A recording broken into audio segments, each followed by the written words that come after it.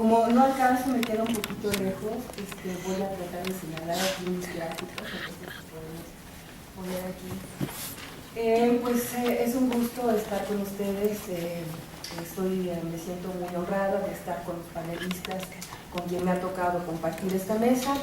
Y yo traigo una visión, digamos, de una persona que se ha dedicado a estudiar el sector energético de Estados Unidos desde hace muchos años. Entonces, quizá la visión que yo tengo tiene, digamos, una connotación más histórica y estoy tratando de verlo básicamente, digamos, bajo dos perspectivas geopolíticas: la geopolítica clásica y la geopolítica crítica.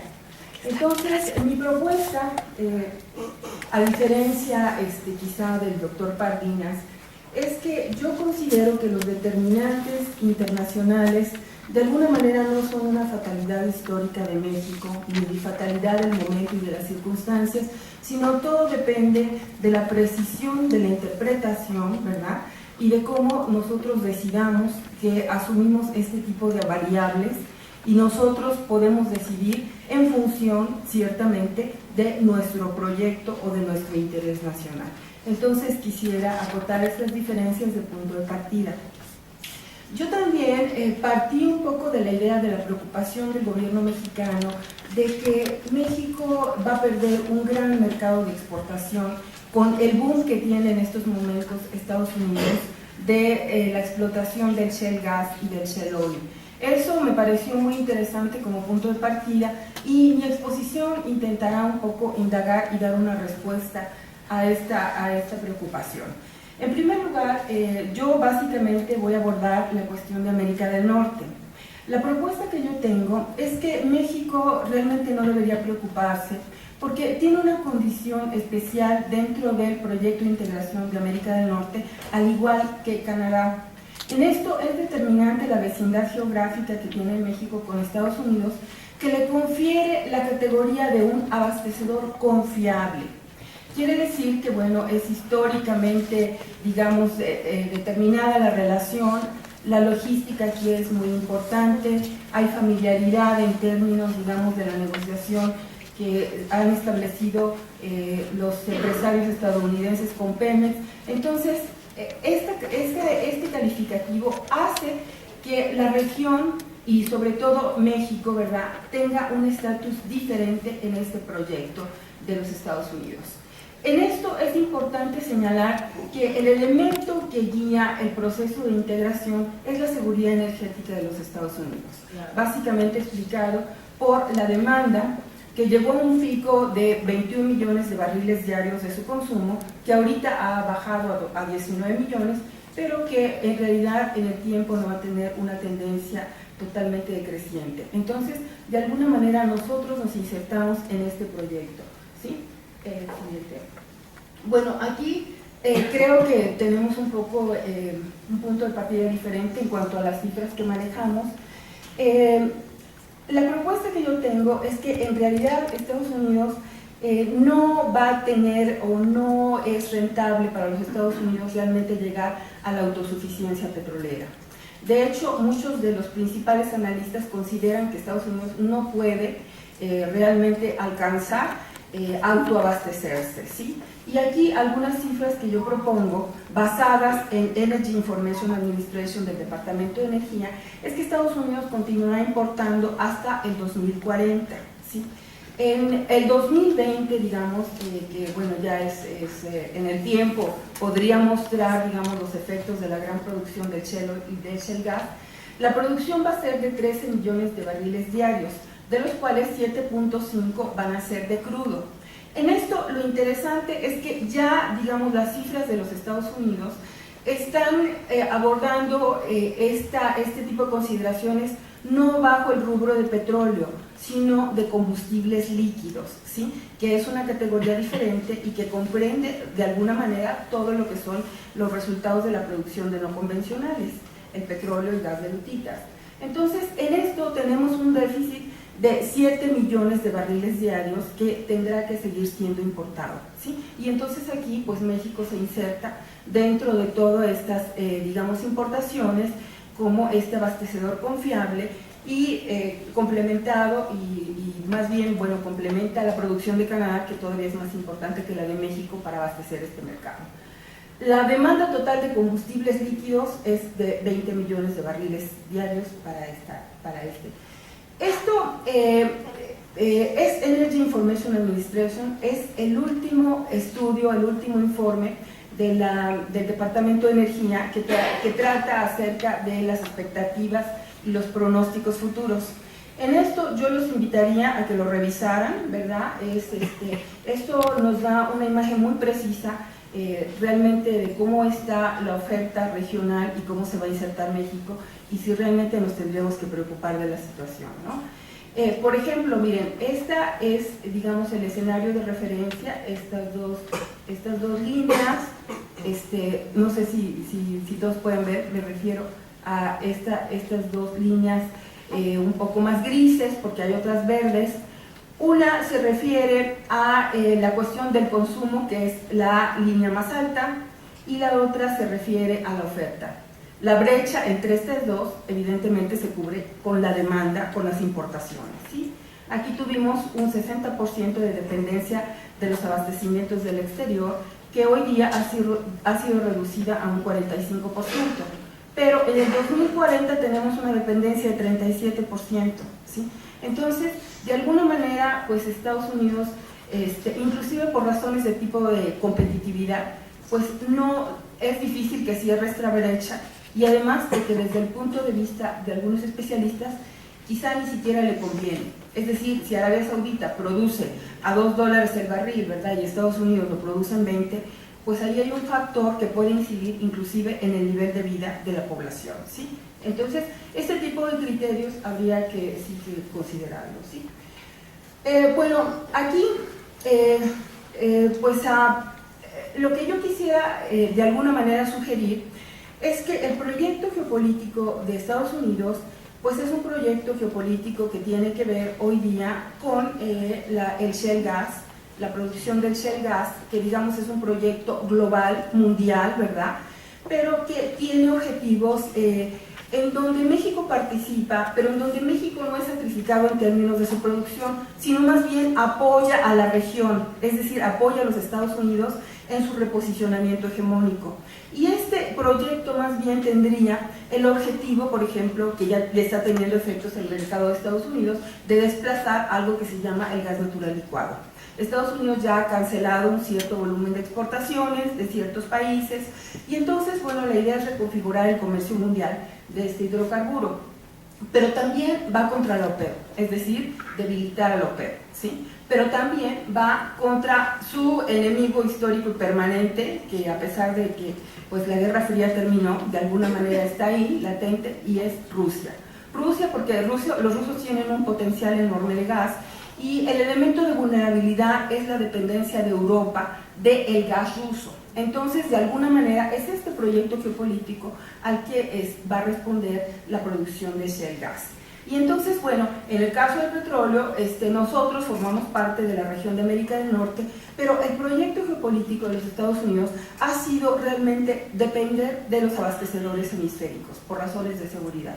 Y aquí está inclusive Venezuela, ¿no? Aunque no es el mejor amigo, pero de alguna manera esto le da una cierta garantía de seguridad y reduce su vulnerabilidad. Bueno, la cuestión importante, digamos, en la región de América del Norte hoy cobra mucha importancia, ¿sí? Aunque es, digamos, un proyecto histórico con el cual los Estados Unidos realmente ha trabajado por reducir su vulnerabilidad, está vinculado a su seguridad energética y tiene, digamos, un punto de referencia que nos remota a 1952 con la Comisión Paley y posteriormente con el informe Schultz durante la administración de Nixon. Este proyecto de alguna manera hacía que los Estados Unidos buscaran la integración entre productores y consumidores de tal manera de reducir la vulnerabilidad de su dependencia de importaciones. Posteriormente, pues con toda la integración del mercado energético de América del Norte, el elemento de integración tiene que ver justamente con esa búsqueda de seguridad energética, ¿sí? Hoy día de alguna manera, todo este proyecto hoy se convierte en esta búsqueda de bases continentales. Estamos hablando ya de la región de América del Norte, de los recursos de América del Norte, no de entidades separadas de países, lo cual tiene que ver con soberanía, que son Canadá, Estados Unidos y México. El proyecto es continental y sigue teniendo el objetivo de la seguridad energética de América del Norte.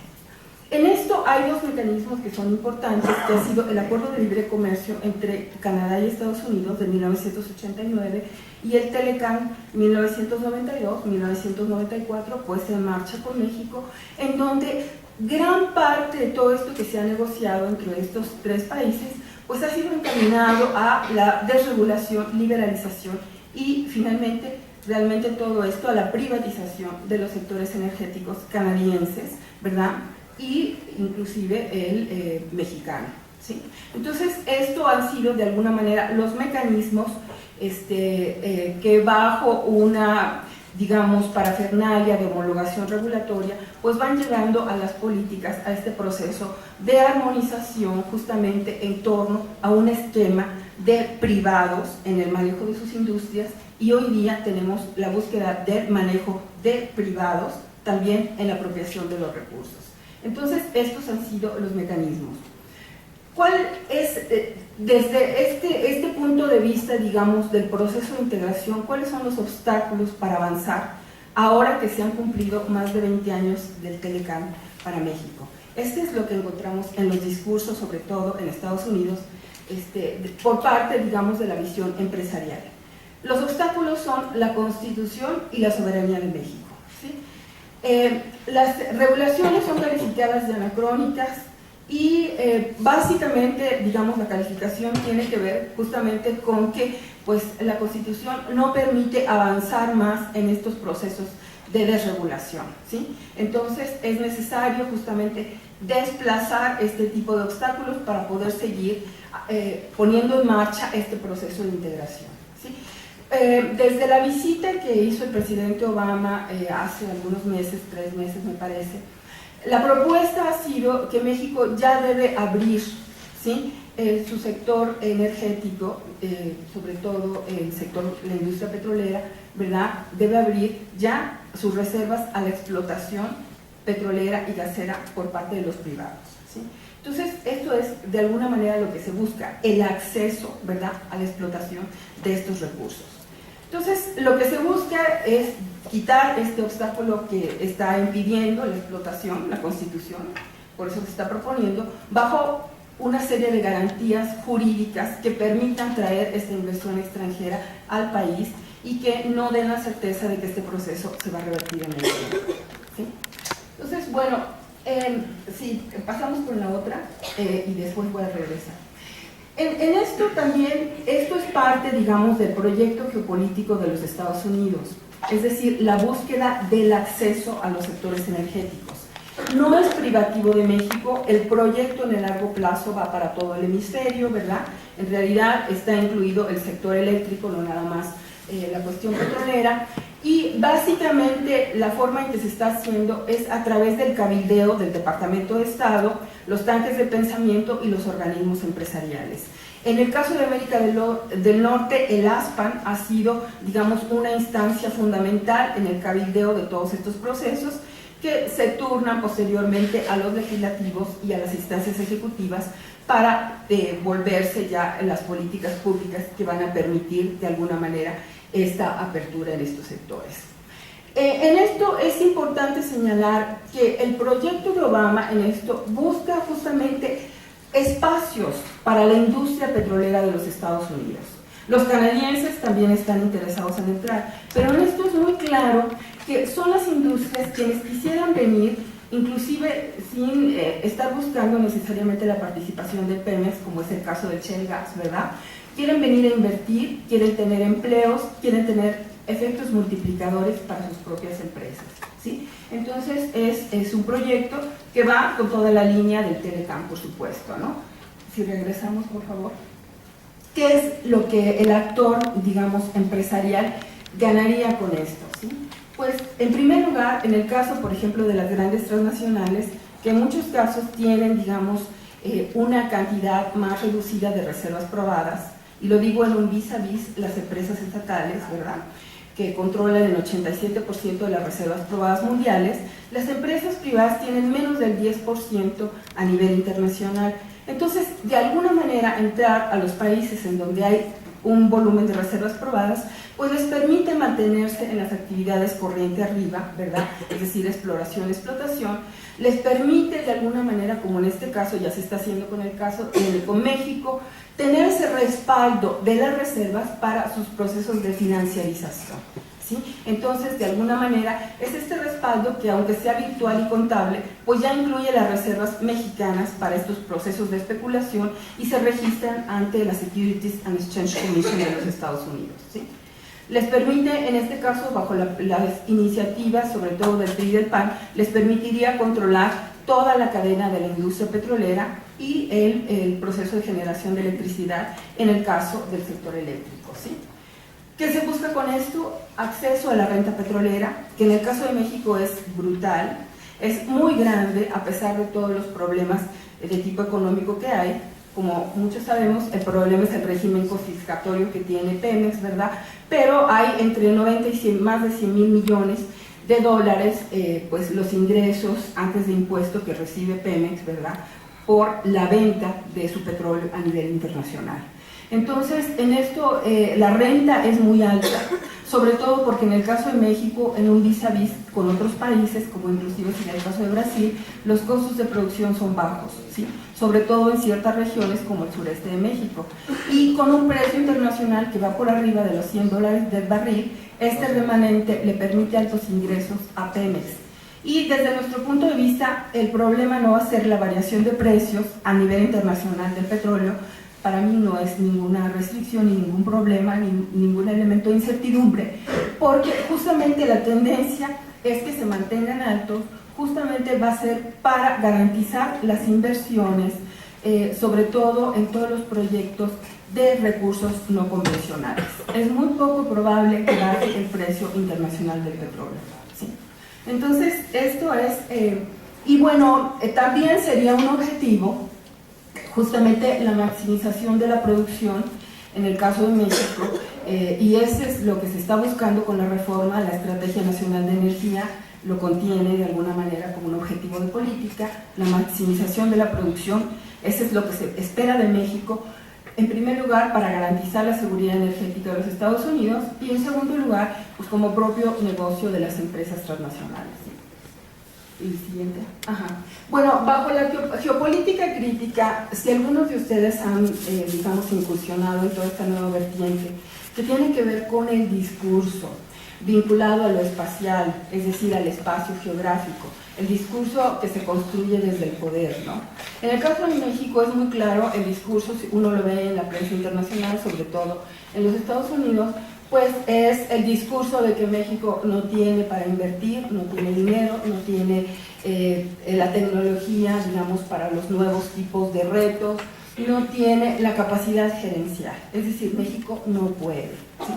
Sin embargo, es conveniente saber que inclusive todos estos escenarios de crisis generalmente se construyen en estos procesos de apertura, ¿verdad?, que han sucedido históricamente, que sucedieron en los 90 con los países de Sudamérica, por ejemplo, en el caso de PDVSA, en el caso de Argentina, cuando Menem llega al poder, ¿verdad? A mí me ha tocado ver algunos videos en el Congreso argentino, en donde justamente son los elementos que se exhiben como los que deben llevar a la apertura, y de hecho llevaron a la apertura en el caso argentino, ¿verdad?, escenarios de que la producción va a caer, de que nos vamos a volver importadores, pero en realidad esto es parte, digamos, de ese discurso que viene de fuera. Ahora, el discurso en el caso de México se complementa con todo esto que pues de alguna manera se conoce como la historia de México, y que tiene que ver con estar aferrados a un modelo del pasado, el nacionalismo mexicano, que nosotros pues somos anacrónicos porque en realidad no tenemos visión competitiva y a futuro. Sin embargo, ahorita que está el discurso, ¿verdad?, a nivel internacional sobre el excepcionalismo, en el caso de los Estados Unidos, el excepcionalismo norteamericano, que refiere justamente, digamos, a la característica inclusive que permea la política exterior de los Estados Unidos, de ser una excepción, ¿verdad? Si regresamos, ser una excepción, ¿verdad?, con características excepcionales, nos remonta también, aparte de ese nacionalismo de Estados Unidos, pues que se proyecta con toda una serie de políticas y con cualidades diferentes al resto de la humanidad. Entonces, lo digo porque en realidad la cuestión del nacionalismo no es algo obsoleto. Para mí sería un equivalente inclusive a las definiciones de género que todo ser humano tiene, se acercan a ese nivel, y en realidad pues cada país tiene una manera diferente de asumir esa identidad nacional, ¿sí? 2 minutos. Bueno, termino, si vamos, hay 2 proyectos que son importantes en todo esto, son la cuestión del proyecto del Shell Gas y de aguas profundas. Aquí quisiera mostrarles algo. El proyecto del Shell Gas, igual que el de aguas profundas, se refiere a recursos técnicamente recuperables. O sea, es una cualidad que hay que tomar en consideración al ver estos proyectos que se están proponiendo y que son lo que se va a desarrollar por parte de las inversiones extranjeras.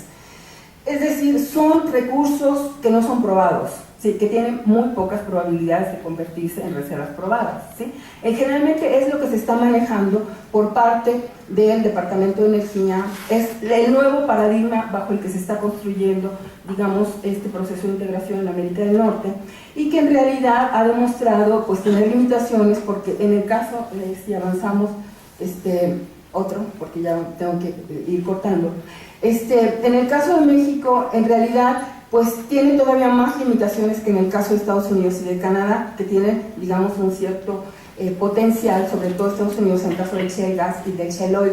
En el caso de México, en realidad, los 30 proyectos que tiene Pemex no han, en aguas profundas del Golfo de México, como pozos exploratorios, no permiten reclasificar a reservas probadas nada de lo que se ha encontrado.